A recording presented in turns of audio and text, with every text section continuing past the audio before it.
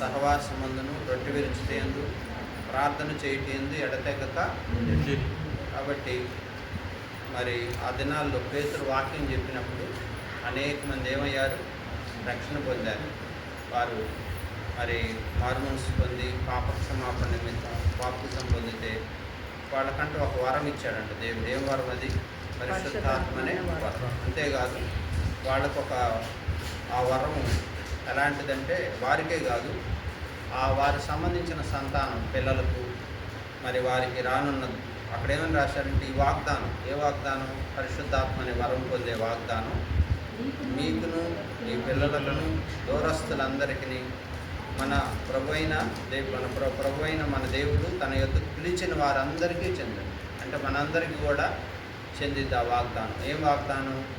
ఎవరైతే నమ్మి బాప్తిజం పొందుతారో వారికి పరిశుద్ధాత్మ అనే వరం దేవుడు అనుగ్రహిస్తారు.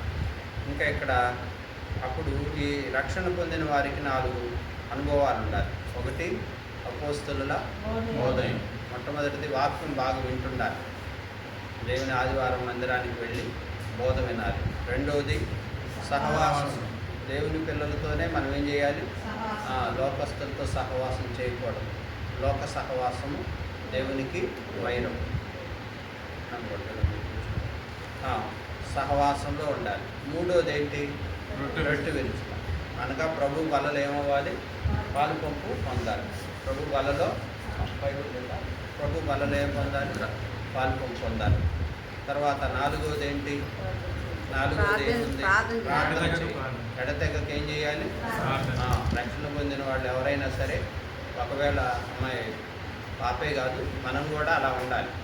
మనం కూడా 4 విషయాలు మనకి